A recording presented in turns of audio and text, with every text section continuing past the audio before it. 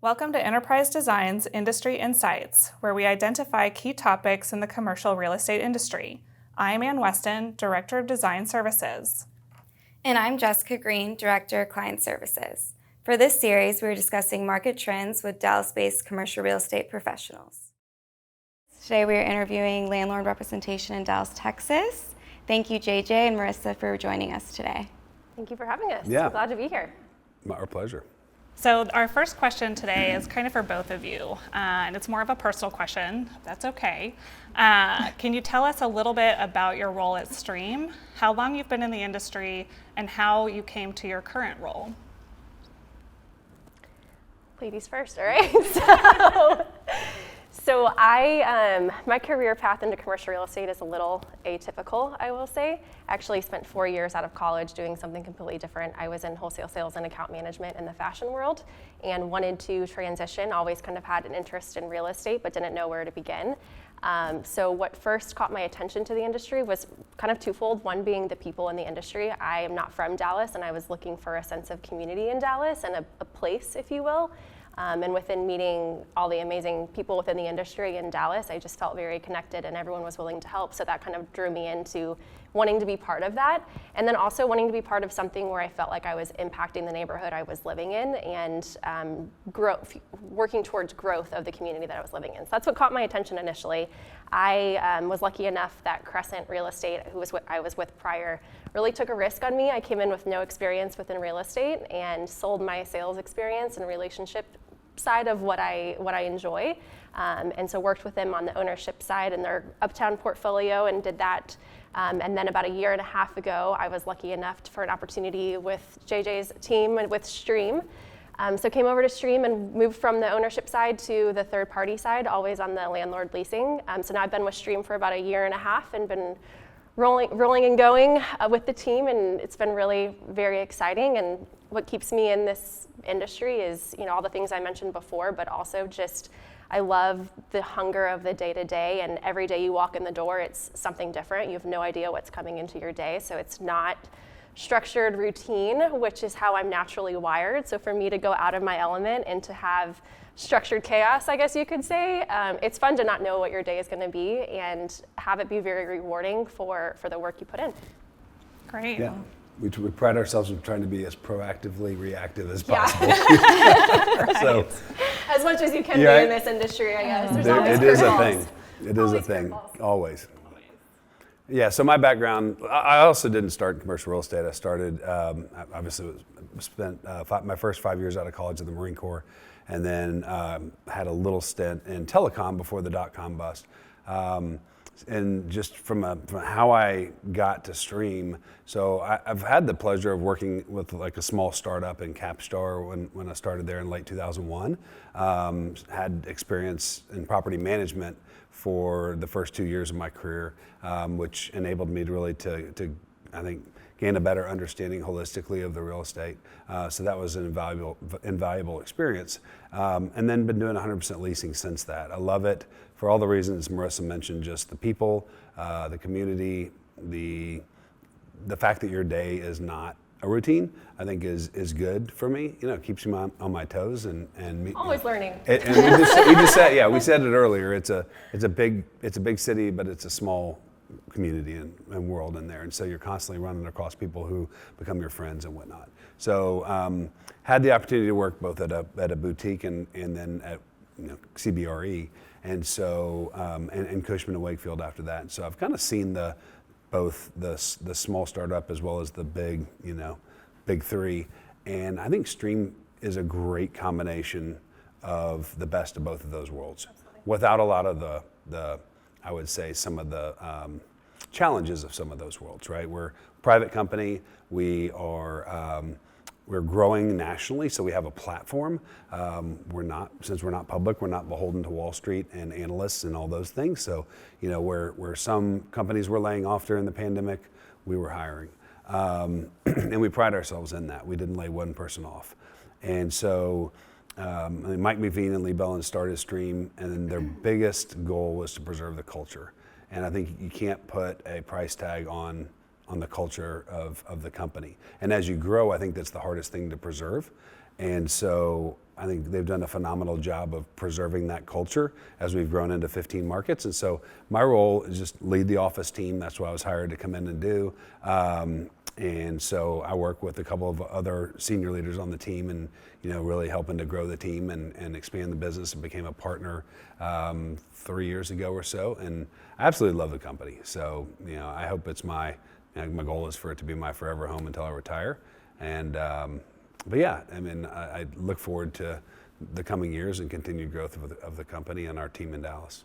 To quickly add on to that, JJ and I are one of, we have 12 people on our team, 9 of which are producers, and we cover all of DFW. So we see everything from urban core to far north Dallas, and our teams are not specific. So for instance, JJ and I are not on every asset together. We uniquely pick a team for every asset. That being said, like for me specifically, because of me starting my industry in Uptown specifically, I still focus on the urban core and really everything south of 635. So we definitely have our expertise of our submarkets, just because obviously you need to be an expert of your market to be able to be the best broker you can be. But that being said, between our full team, we have eyes and boots on the ground across the whole submarket, and we're in an open environment at work. We share all that information, so it allows us to really be on top of what's going on in the market and really have, as I said, boots on the ground across the full market.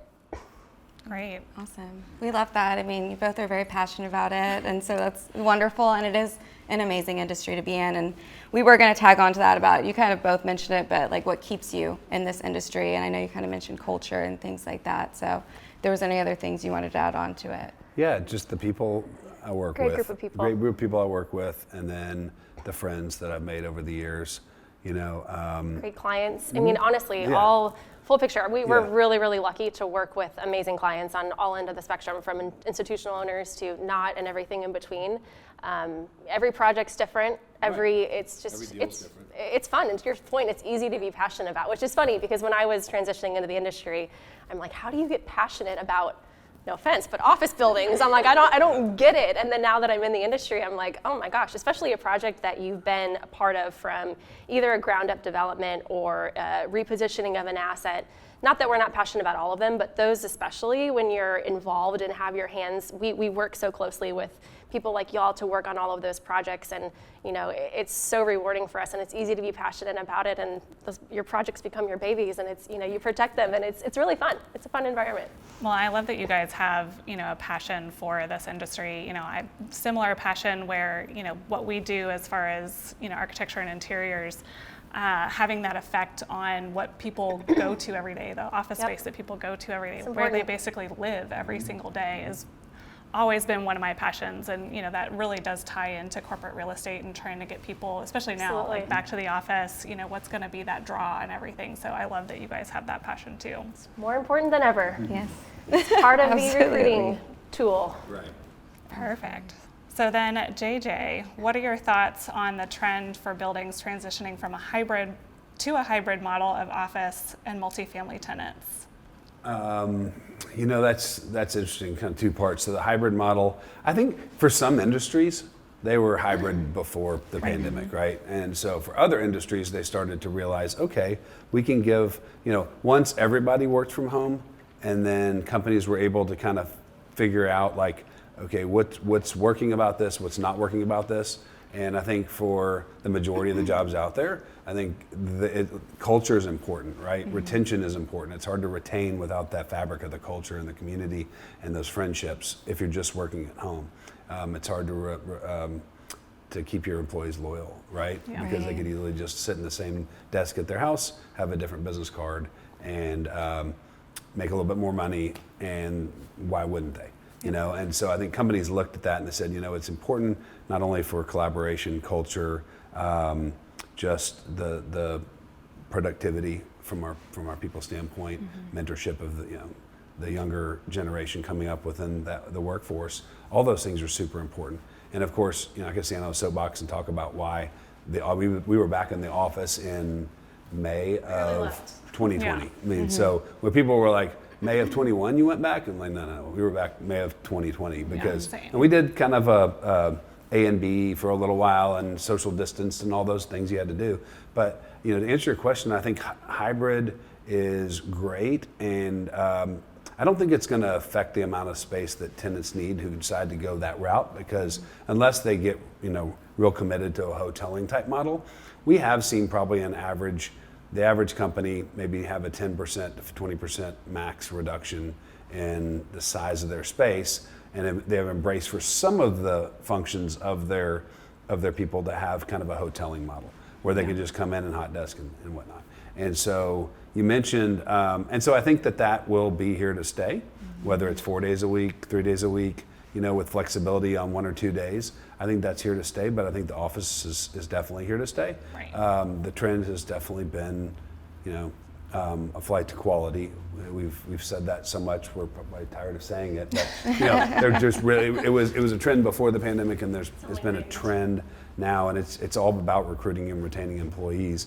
And then you mentioned, some of I'm assuming you're saying, because there's two aspects of multifamily when I think about office. Right. There's some buildings who are converting space to multifamily downtown, and then there are other uses to multifamily. And then, of course, I think there's a big hospitality and kind of homey feel to what the office is becoming, so that people can transition from home to office and still feel like they have those same luxuries when they're at the office. So I think that's important. I think for those buildings, specifically downtown, there's millions of feet that are converting to alternative uses such as hospitality and multifamily, and I think that's awesome.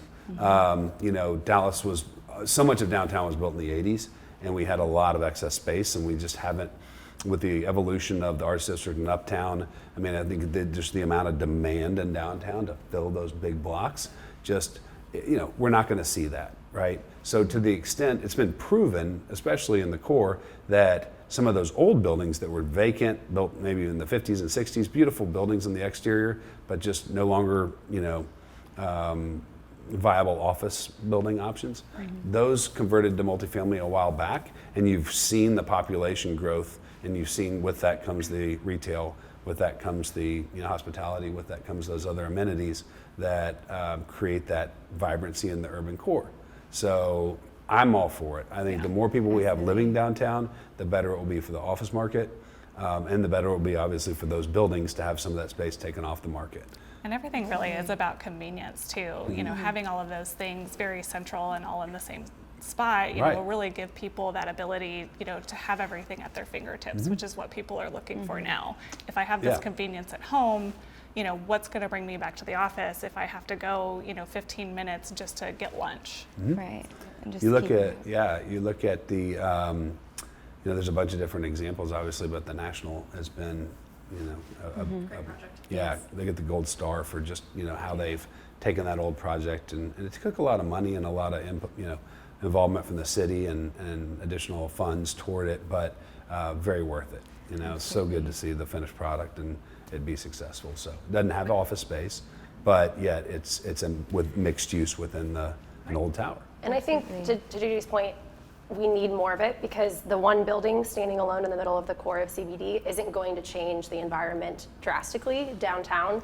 Whereas you look at the Arts District and you added new retail, you added new multi, et cetera, you really created a live, work, play environment of its own in that 24/7 community. I think the more that we see that repositioning downtown, the more it's going to bring more and more bodies that are going to be there longer. They're not just going to come to the office and leave, and hopefully completely transform downtown. And then for us, as we look at numbers, it certainly helps with our statistics, because right now you have all this vacancy that for decades, if you will, has been pulling down our numbers. But if you subtract all of that and look at true activity and absorption and all of that, it obviously helps tell the story of what's really going on down there.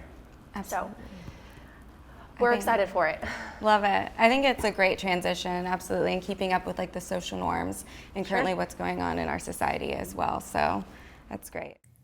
Thank you for tuning in to Enterprise Design's Industry Insights video podcast. Please follow us and subscribe to our channel, or visit us on our website at enterprisedesign.com. And look for our teaser video highlighting the next episode. We look forward to seeing you then.